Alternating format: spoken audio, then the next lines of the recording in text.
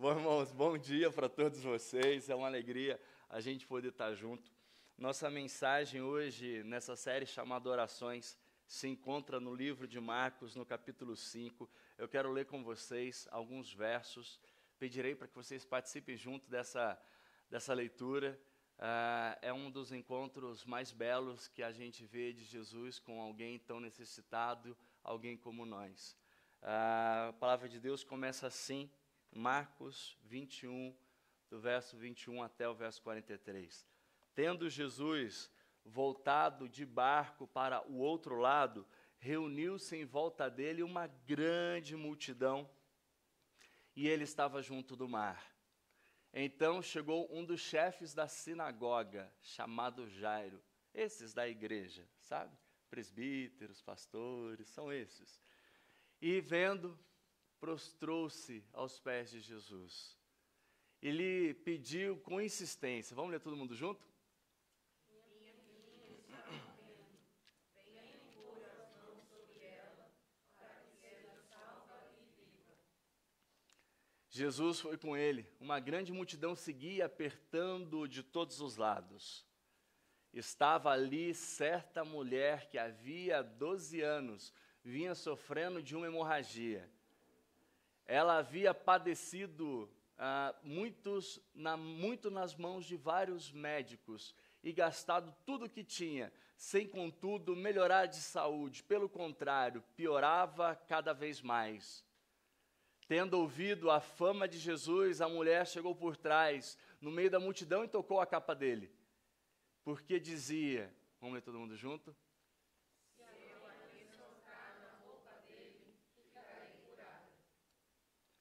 E logo a hemorragia estancou, e ela sentiu no corpo que estava curada daquele mal.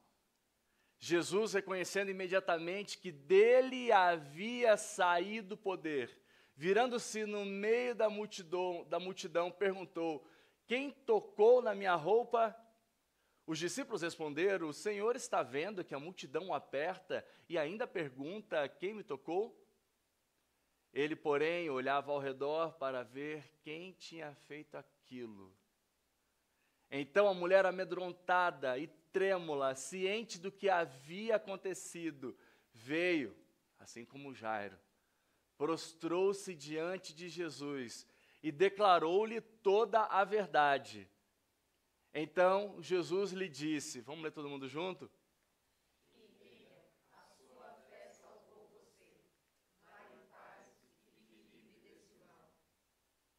Enquanto Jesus ainda falava, chegaram alguns da casa do chefe da sinagoga, lá de Jairo, dizendo: a sua filha já morreu, por que você ainda incomoda o mestre? Verso 36, mas Jesus, sem levar em conta tais palavras, disse ao chefe da sinagoga, todos: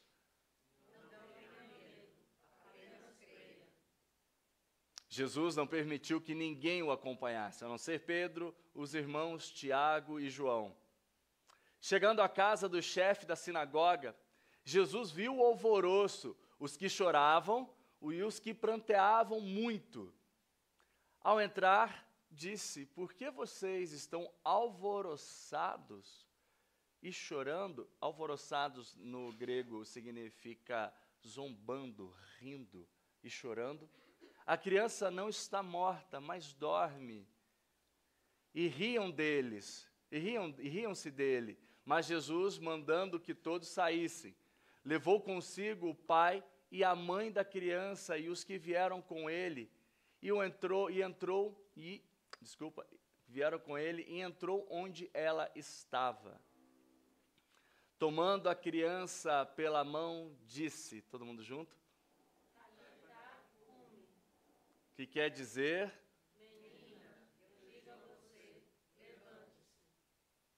Imediatamente a menina, que tinha 12 anos, se levantou e começou a andar. Então todos ficaram muito admirados. E olha como Marcos termina essa narrativa do encontro de Jesus com Talita.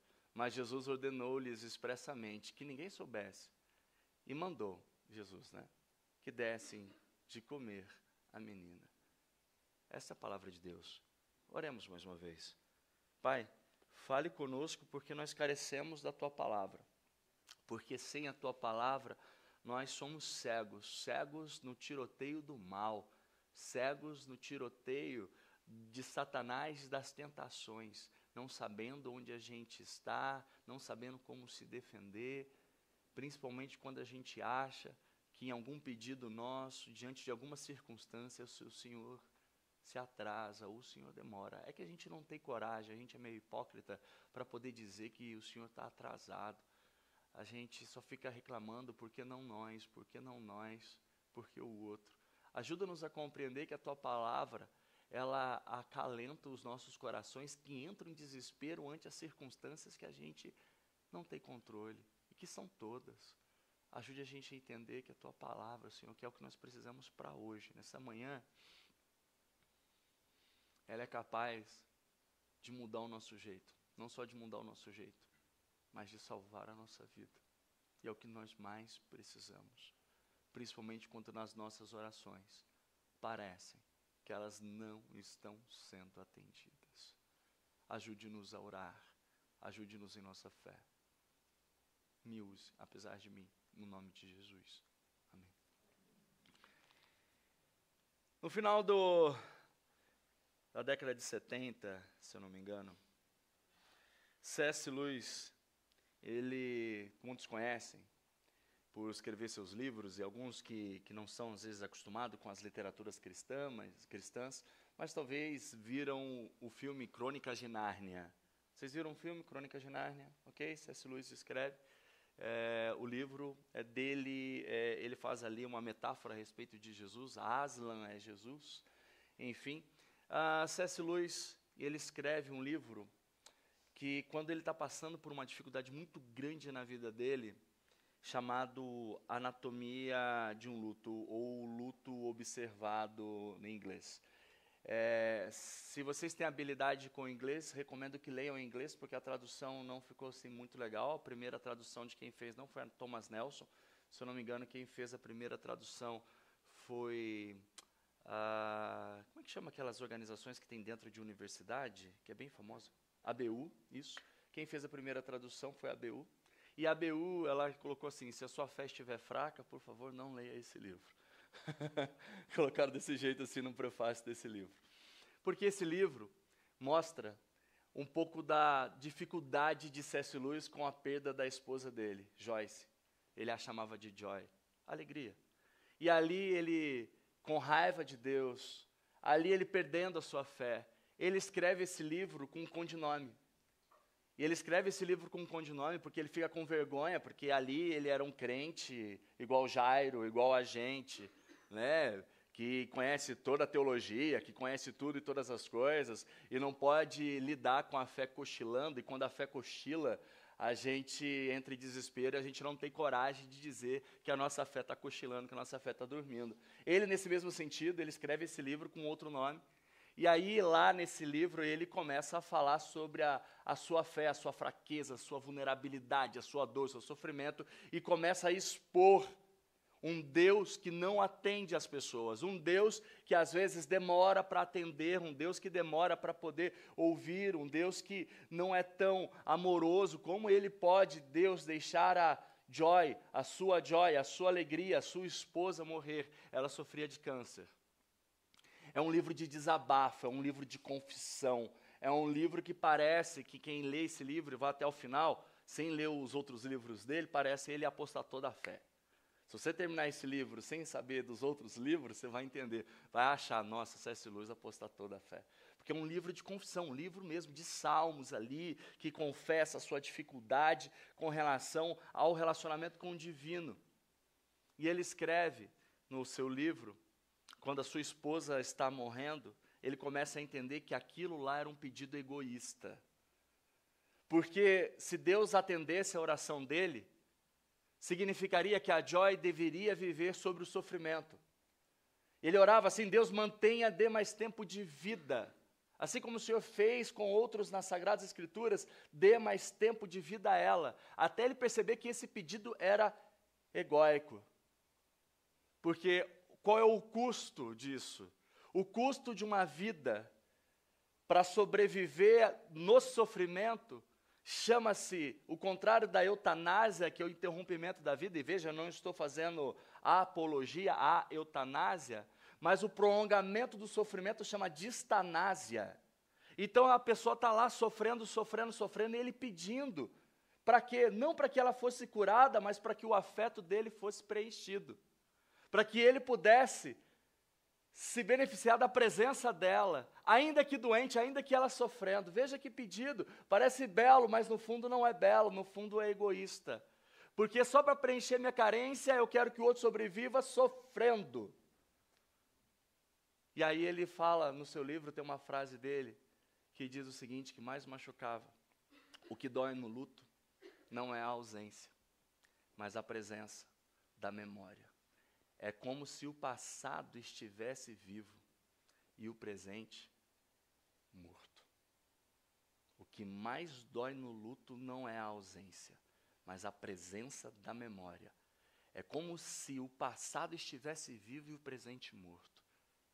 A mensagem de hoje, que se chama Quando Deus Parece Demorar, tem a ver com saber lidar com perdas ou possível perdas. E nisso a gente está vendo a oração de um pai desesperado, à beira da perda do filho. Mas talvez você diga, mas eu não tenho filho, ou eu não estou doente, ou não tem ninguém na minha família que eu estou perdendo. Mas nós não fomos feitos para lidar com a perda, e pode ser qualquer outro tipo de perda, e o luto não está só ligado à perda de um ente querido, está ligado à perda da sua habilidade, do seu emprego, da sua casa, da sua cidade, do seu local, da sua identidade, do seu eu, suas fragmentações. O luto está ligado à perda não de alguém, mas de algo que você criou um vínculo afetivo muito forte. Pode ser desde um violão que quebrou, até mesmo a perda de alguém a quem muito você ama. E parece que nesse momento, quando a gente ora ante a iminente perda, parece que Deus está atrasando em sua resposta. Parece que a nossa ansiedade aumenta, o nosso desespero, nossas insônias. Parece que emagrecemos ou engordamos. Parece que o mundo desaba e o nosso coração vai junto com esse mundo que desaba. A gente entra em colapso com a falta, com a ausência, porque a nossa mente se prende naquilo que falta, não naquilo que tem. Quando as histórias não fecham, a nossa mente fica obsessiva na falta, na existência, na não existência de um fim, de uma resposta. E ali estava Jairo, passando pela mesma situação que Lewis. Estou perdendo a minha filha, o que eu faço? Como que o Evangelho nos ensina a orar quando estamos passando por essas circunstâncias? 4 pontos aqui. Primeiro, a gente precisa reconhecer a nossa fragilidade, a gente precisa parar de bancar que a gente é forte, que a gente consegue. A gente precisa aprender a pedir ajuda, a bater na porta e pedir ajuda. Diante da fragilidade, a humildade, ela cresce. Isso é bom. Isso é muito bom. A dificuldade traz uma coisa muito legal de dentro de nós, humildade. Segundo, veja o que Deus está fazendo nesse processo todo. A gente precisa aprender, quando a gente acha que Deus está demorando, o que de fato Deus está fazendo nesse processo. Vamos dizer que Deus pegou um trajeto e está vindo até você. O que Deus está fazendo nesse processo todo? Até responder a sua oração, até atender você, o que está acontecendo, o que Deus está fazendo enquanto demora, o que acontece nesse momento. Terceiro, lute contra o medo, que pode ser que a resposta que mais você teme, ela possa vir. Que foi o que aconteceu com C.S. Lewis. Aí você vai culpar quem? Deus. Lute contra esse medo. Por fim, veja outros milagres enquanto o seu milagre não chega. Aprenda a ver os outros milagres, o que está acontecendo no caminho do milagre da sua vida. Sobre esse primeiro ponto, reconheça a fragilidade. Olha que interessante, no verso 22 fala, eis que veio um do chefe da sinagoga, pastor, por exemplo, líder de igreja, Alguém que sabia teologia, mas agora ele não corre para o livro. Agora ele vai atrás de um nazareno. Veja que os judeus não tinham muita amizade com Jesus, porque Jesus, por ser de Nazaré, filho de um carpinteiro, dizia que era filho de Deus. Enquanto eles estavam esperando o Messias, o grande Salvador, ali, naquele desespero, daquele que sabia teologia, que conhecia todos os livros, todos os ritos, com a mente cheia da Torá, mas com as mãos vazias, com a ausência da filha, o saber dele não era suficiente para poder tirar a filha dele da cama. O conhecer os ritos litúrgicos e a sua experiência na igreja não era suficiente para poder salvar a sua filha. A sua forma de liderar a igreja não era suficiente para cuidar de sua família. E ali a gente vê um homem que não era mais um líder de uma sinagoga, mas era apenas um pai. E um pai em desespero. Homens e mulheres, quando entram em desesperos, têm de aprender a liberar ou a largar o seu posto. É isso que as dores fazem conosco. Quando elas mexem com o nosso coração, não importa quem você é, você só vai descobrir que você é humano. Aí você sai correndo. E é isso que Jairo fez. E lá, ele prostra-se ante ao carpinteiro. João Calvino vai dizer que nesse momento era a soberania de Deus se manifestando, atraindo até os mais orgulhosos, até aqueles que se acham, poxa, eu sei tudo. Ei, eu fiz o seminário, eu fiz pós-graduação, eu fiz isso, eu fiz meu doutorado, eu sei de tudo. Eu frequento todas as escolas bíblicas dominicais. Olha, eu sempre tive 3 estrelinhas. Alguém é dessa época das estrelinhas que colocava quando você não faltava? Quem lembra disso? Era só na minha igreja que tinha as estrelinhas. Vocês lembram? Quem lembra? Tinha isso? Tinha isso? Ah, você veio, né? Aí colocava uma estrelinha, né? Aí era isso na minha época. Bom, que vocês também viveram isso. Não é porque você teve todas as estrelinhas na escola bíblica dominical. Não era por causa disso. Nesse momento a gente acha que isso é suficiente para poder reivindicar Deus de alguma coisa, mas é nesse momento que Deus mostra em sua soberania que Ele chama até os mais orgulhosos, como Jairo, como a gente. Carson vai dizer que Jairo é um exemplo de alguém que, em seu desespero, abandona a posição para buscar a única esperança. O que eu quero dizer aqui, ou o que ele quis dizer aqui, que a vergonha deve ficar em segundo plano quando o desespero bateu o seu coração.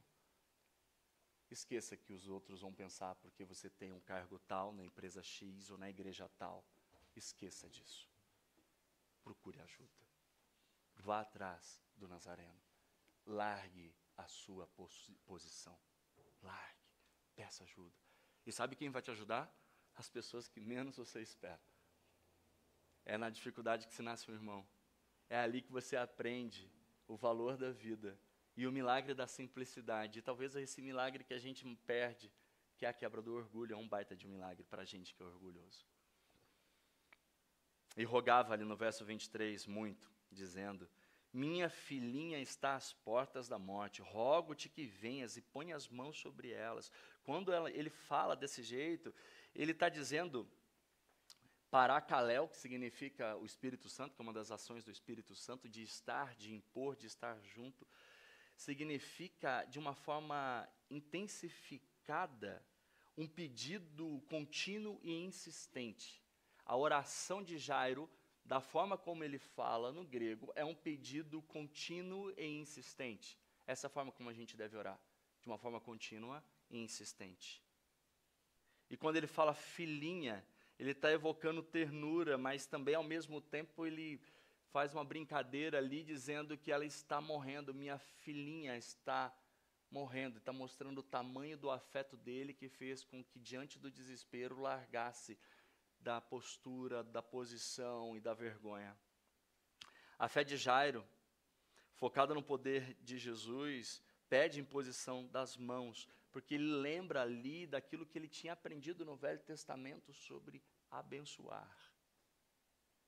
No entanto, o que mais é interessante aqui é o que Thomas Brooks vai dizer, que a oração, mesmo em desespero, ela deve ser persistente e confiante na capacidade de Deus de agir. Mesmo diante de desespero, ela tem de ser persistente. Ela tem de ser confiante. Não só persistir e insistir, mas confiar. Porque às vezes a insistência significa desconfiança. Exemplo? Você me ama? Ah, fala que você me ama. Você me ama mesmo? Não, me fala que você me ama. Isso é insistência no amor ou é desconfiança que a pessoa que não está se sentindo amada? É mais desconfiança. Então, cuidado quando a insistência parecer desconfiança. Cuidado. Por isso que ali, Thomas Brooks, ele junta a persistência com a confiança. Porque a insistência sem confiança pode parecer desconfiança. O desespero humano, nesse momento de nossas vidas, às vezes é como um portal para a fé. Jairo, ao esgotar os recursos humanos, ele é forçado a depender de uma única coisa, do quê? Da graça. E a graça aparece ali, quando cabe a sua força. Quando acaba a sua força, ali aparece a graça. No verso 24, e ele foi com ele. Grande multidão o seguia. Isso mostra e sublinha essa prontidão de Jesus de atender aquele homem. E a multidão apertava, mostrando um senso de urgência. Peraí, deixa eu ir, vamos lá. Tem muita gente aqui, vamos para sua casa, Jairo. Vamos para sua casa, Jairo, a gente está indo, a gente vai para lá. Jesus, ele ouve Jairo. Ele atende Jairo. E veja, Jairo era um homem importante, mas naquele dia ele era apenas um pai. Olhos vermelhos, mãos vazias, medo que tocava o peito dele. E ele sabia tudo sobre todas as coisas, mas o mais interessante, ele não corre a nenhum livro, ele corre para Jesus, o Nazareno, simples, que escandalizava por dizer que era o Filho de Deus, cheio de poeira nos pés, mas com o poder da eternidade em suas palavras. E é isso que a gente tem de fazer quando a gente está numa situação difícil. Abra a mão da sua posição e corra atrás do Nazareno. Consegue entender esse paradoxo? Posição, Nazareno? É que para nós o Nazareno significa algo muito poderoso, né? Que a gente sabe que é Jesus. Mas veja que Jairo não sabia quem era o Nazareno. Os judeus, eles rejeitaram Jesus. Eu vim para os meus, mas os meus me rejeitaram.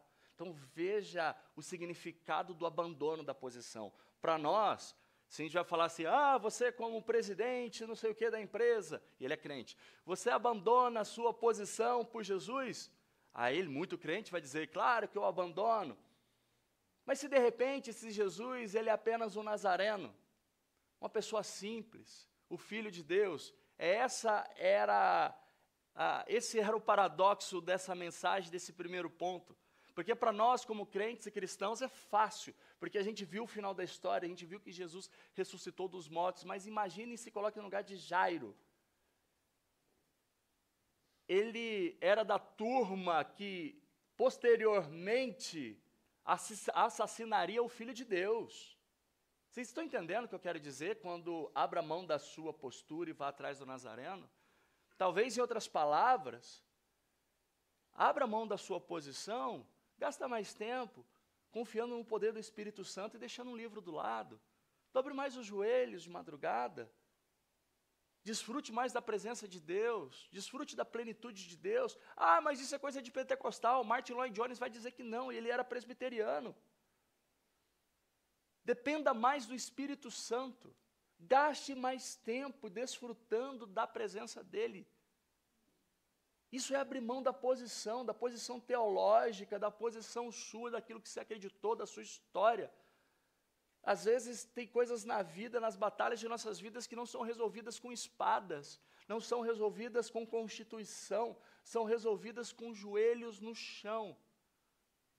Esse é o convite nosso para não deixarmos nossas posturas, títulos e orgulhos liderarem nossas vidas e nossas orações e a nossa compreensão a respeito do eterno, mas que a experiência com o eterno lidere o nosso coração na humildade, na humilhação de prostrarmos os joelhos. Qual foi a última vez que você se ajoelhou e chorou ante de Deus? Ah, mas veja, eu tenho 30, 40 anos de igreja. Eu fazia isso quando eu conheci Jesus lá atrás. Talvez seja necessário fazer isso agora. Antes que a sua filha ou seu filho esteja na iminência de ser perdida. Antes que seu trabalho esteja na corda bamba. Antes que as decisões de suas vidas estejam ali, quase se rompendo. Faça isso como um hábito. Segundo ponto. Veja o que Deus está fazendo nesse processo. Primeiro a gente falou como esses problemas nos humilham e como a gente ora, quando Deus parece demorar, o que a gente tem de fazer ali, a gente precisa aprender a se humilhar. No segundo ponto, veja o que Deus está fazendo nesse processo que você chama de demora, porque não é demora, ok? Veja o que acontece nisso. Olha só que incrível. Parece que Marcos está fazendo um sanduíche teológico ali, né? Parece que tem histórias sobrepostas na história. Agora, do nada, Marcos vai falar de a cura de uma outra pessoa. Veja, não perca uma história. Jesus, ele está indo para onde? Para a casa de quem? De Jairo. Está no meio da multidão. Mas espera aí, no meio da multidão alguma coisa acontece. Verso 25. E uma mulher que tinha uma hemorragia havia 12 anos, que estava sofrendo. E esse fluxo de sangue era uma condição crônica. São 12 anos.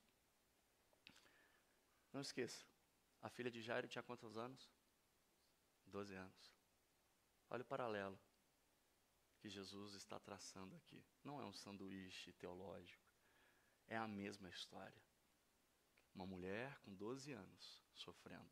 A menina de 12 anos morrendo.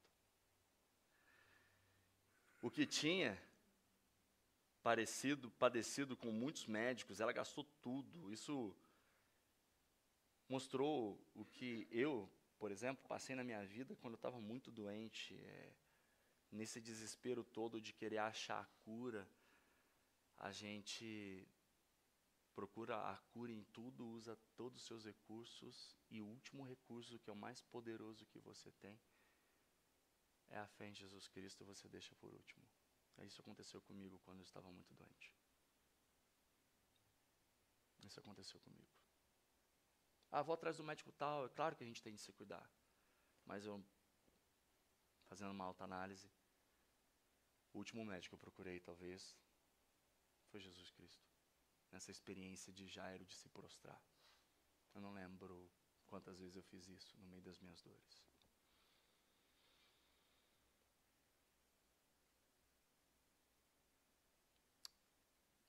Sabe, nesse momento em que ela gasta tudo e faz tudo,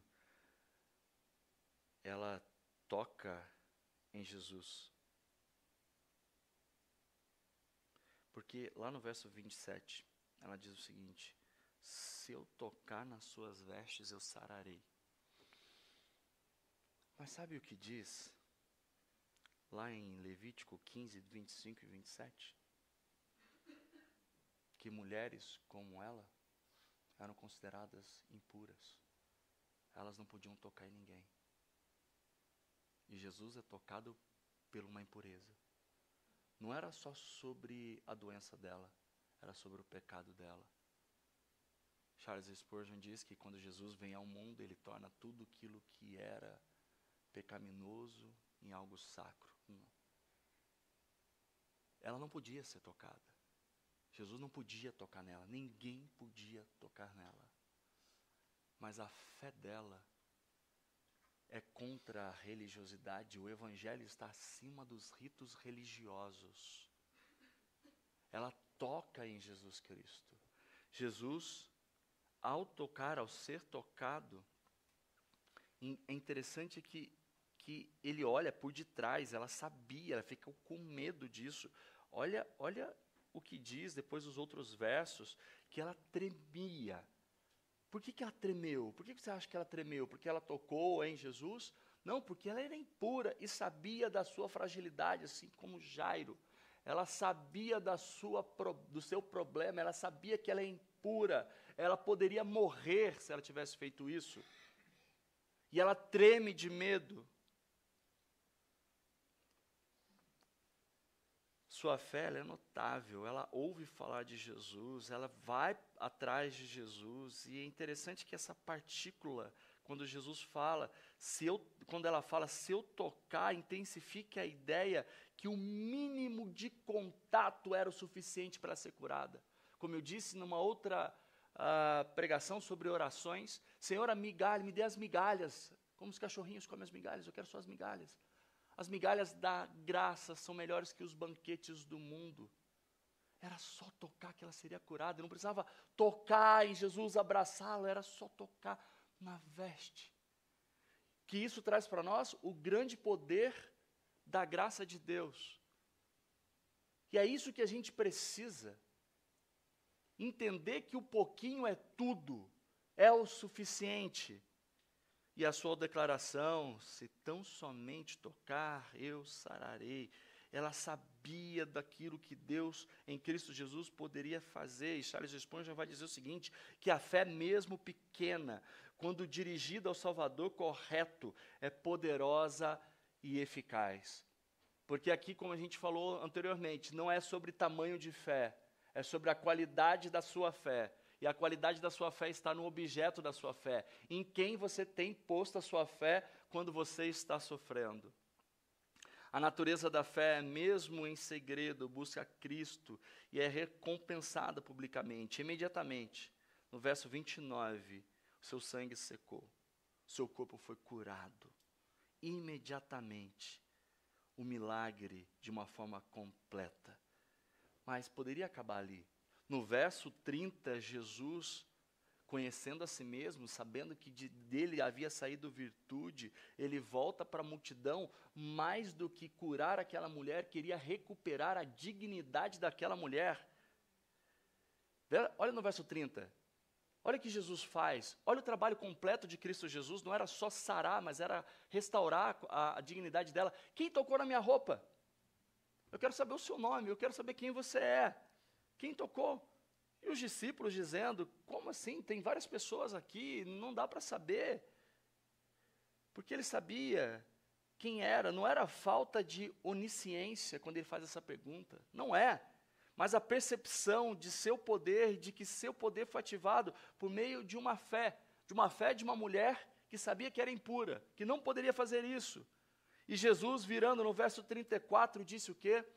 Filha, a tua fé te salvou. Ele não diz, você foi curada.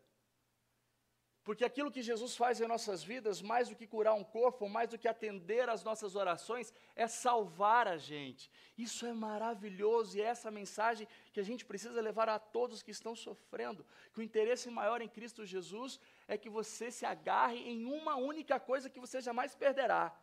Salvação. Você pode perder sua saúde, mas a salvação você não perde. Você pode perder seu emprego, mas a salvação você não perde. Você pode perder suas condições, pode perder a sua memória, você pode perder tudo, mas o Senhor nunca perderá você. Vá em paz. Fique livre desse mal. E essa palavra, fique livre desse mal, significa tenha uma vida em abundância, tenha uma boa vida, está falando de bem-estar. Agora, pasmem. Olha, no meio disso tudo, aonde ele estava indo? Está para a casa de Jairo. Eu fico imaginando ali, no meio do caminho Jesus para, alguém toca, era uma mulher sem nome, sem abraço, sem lugar, foi a primeira a ser chamada de filha. Eu fico imaginando, mas Jairo deveria ter perguntado, mas Jesus, eu cheguei primeiro, o Senhor deveria chamar minha filha de filha, e não chamar essa mulher impura de filha. Afinal, eu sou o líder da sinagoga. E de repente, antes de chamar Talita, ele chama a mulher, filha, a tua fé te salvou. Filha. Antes da filha de Jairo, Jesus acolhe a filha esquecida. Uma que sangrava há 12 anos e a filha de Jairo tinha 12 anos. 2 sangues, 2 trajetórias em um mesmo tempo. Tudo debaixo do controle do nosso Senhor, que tem o controle absoluto, porque Ele é soberano sobre tudo e todas as coisas. O milagre preparava o outro. Eu fico pensando, o que Jairo deveria estar pensando naquele momento? Porque ele vai com urgência. Será que ele tinha pensado? Eu acho, né, se fosse eu. Ah, Senhor, sério? Poxa, você vai curar ela, já está 12 anos, ela é uma sobrevivente. Minha filha está morrendo, mas há 12 anos, o que é um dia para ela? Vai, são 12 anos, ela conseguiu sobreviver 12 anos, minha filha tem 12 e não está sobrevivendo. Vai, Senhor, vai. Senhor, poxa, vai atrasar, eu saio com pressa. Vai atrasar tudo e todas as coisas. Eu tenho certeza que Jesus que já deveria ter pensado, e se o Senhor atrasar, e se ele chegar um pouquinho tarde, minha filha não vai sobreviver. Talvez você vai dizer, não, mas Maria, a irmã de Lázaro, pensou a mesma coisa, e disse para Jesus, será, Senhor, se você tivesse aqui antes, Lázaro não teria morrido. Mas Jesus nunca chega depois.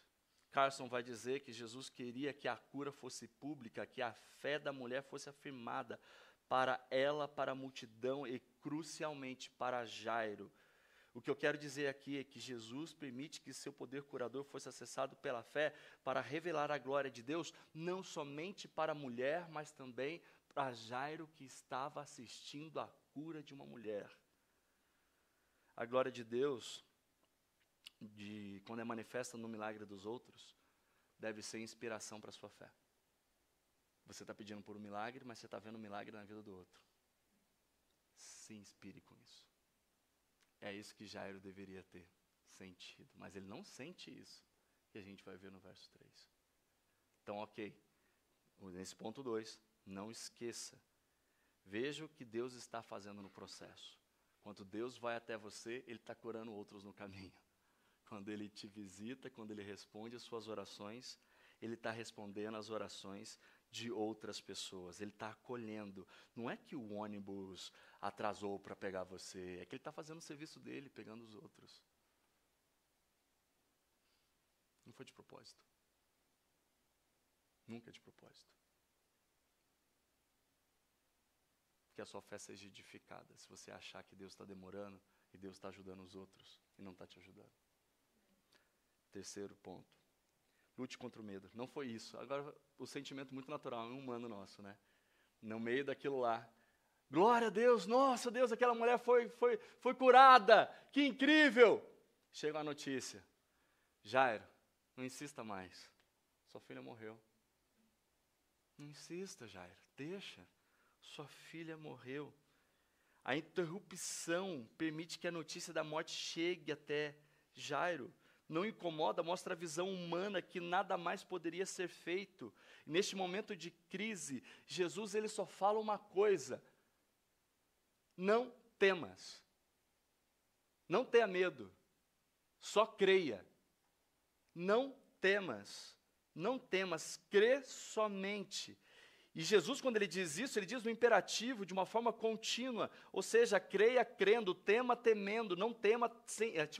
fique sem medo, continue sem medo. Trabalhe isso. A fé verdadeira, ela é uma resposta à palavra de Cristo. E Ferguson vai dizer que a fé não é otimismo cego, mas confiança radical na promessa, na pessoa e promessas de Cristo. Mesmo quando tudo parece perdido, o tempo de espera e o testemunho da mulher foram pedagógicos para Jairo e são para nós. Tim Keller destaca que a fé não é a ausência de medo, mas é a capacidade de crer, apesar do medo, agarrando-se na promessa de Jesus. Porque às vezes, gente, no meio disso tudo, a nossa fé cochila, mas Jesus não. A menina estava morta, disseram, mas para Jesus ela só dormia. Um cochilo breve no colo da eternidade. Jesus, ele não fez nenhum discurso, ele não pediu luz, câmera, ação, ele só pediu para que todo mundo saísse e ele foi lá, na casa de Jairo. Sabe, às vezes a gente acha que Jesus tem que obedecer o relógio da dor, o relógio do nosso desespero. E Jesus não obedece o nosso relógio, nem corre com o caos, ele anda no compasso da eternidade. E no grego, o tempo que importa não é o Cronos, é o Kairos, é o tempo certo de Deus. Nós temos de aprender todos os dias que Jesus nunca chega tarde, que o relógio dos homens não comanda o relógio da eternidade. Calma, se inspire no milagre dos outros. Calma. Se você acha que Deus está demorando, calma. Nossa hora chega, nosso nome será chamado. O tempo da dor não pode e nem segura e nem apressa o tempo de Deus. Ele chega quando a esperança vai embora. Ele chega para mostrar que o ponto final era apenas uma vírgula. Ele faz isso o tempo todo, porque para ele a morte é só um cochilo. Calma, segura o coração. Por fim, veja os outros milagres enquanto você espera os seus. Veja.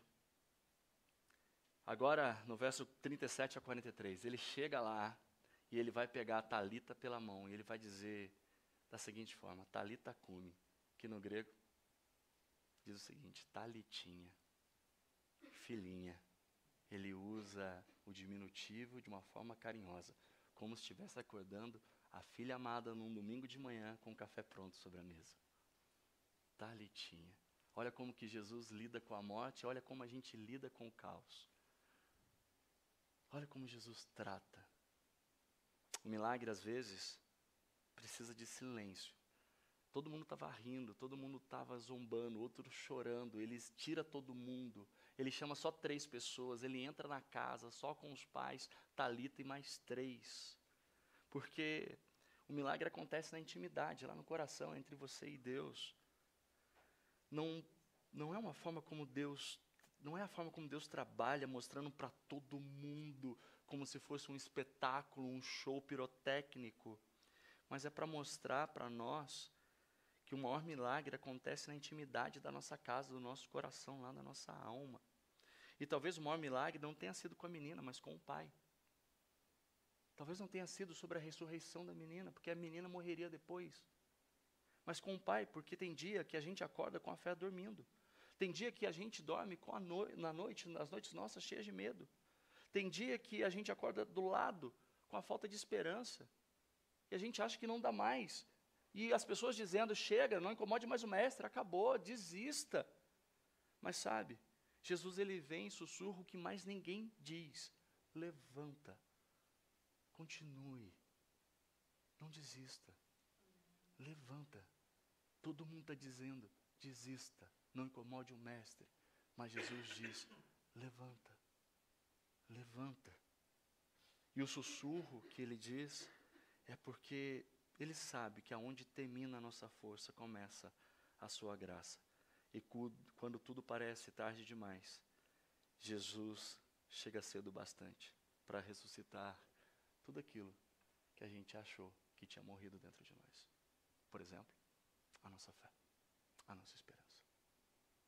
Por fim, rapidamente quero terminar com alguns milagres que a gente precisa ver quando os milagres estão acontecendo em nossas vidas e a gente não percebe. E eu listei aqui 15 milagres. Rapidamente vou dizer. Primeiro, o milagre da fé humilhada. O milagre da fé humilhada. Esse é um grande milagre. Alguém como Jairo, na sinagoga, e ele lá, humilhando e prostrando-se a Jesus. Segundo milagre, o milagre da mulher invisível que foi abraçada. O milagre da fé da mulher que se sentia impura, mas ela sabia que Cristo poderia purificá-la. Terceiro milagre, veja só, na espera de um milagre, na espera do seu milagre, quantos milagres estão acontecendo? E a gente está esquecendo desses milagres. Eu queria que vocês abrissem seus olhos para ver os milagres. Você está achando que Deus está demorando. Terceiro milagre, o milagre da escuta pessoal. Jesus interrompe o seu jornada e dá atenção a uma mulher invisível. A gente é escutado, tem gente sendo vista. Outro milagre, o milagre do poder sem limites. Aquela mulher toca e Jesus explode quando sai o poder. Veja, enquanto Jairo esperava pelo seu milagre, quantos milagres Jairo estava vendo. Enquanto você espera pela resposta de Deus, veja quantas respostas Deus está dando.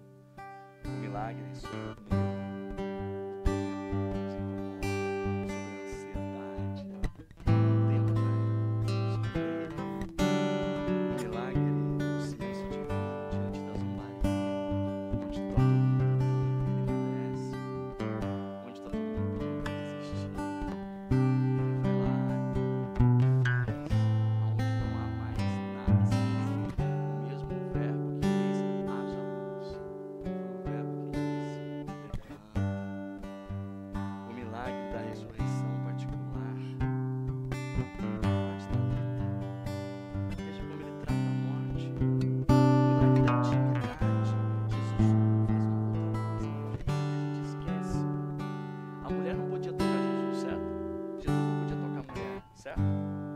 estava morta, certo? De acordo com Levítico 19, Jesus também podia tocar a mão de não era sobre a ressurreição, era sobre a ressurreição dele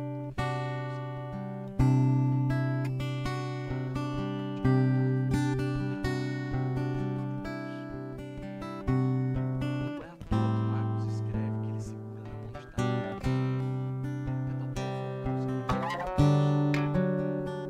Dizer que Jesus purifica o nosso interesse maior, o interesse de Cristo purificado. Não é só dizer levanta, vai, e depois a gente morre e acaba no inferno. Vai, purificado, vai. Olha que milagre, Deus santo, tocando na mão de uma pessoa impura. É isso que ele faz no nosso coração. Ele enfia a mão no nosso coração para ressuscitar. Nos dar uma nova vida. É o que nós chamamos de regeneração. O milagre dessa vida ordinária restaurada. Vai, come agora, levanta, Thalita, vai, come. Manda comida para ela, a gente não esqueça. O milagre da recriação da ordem natural.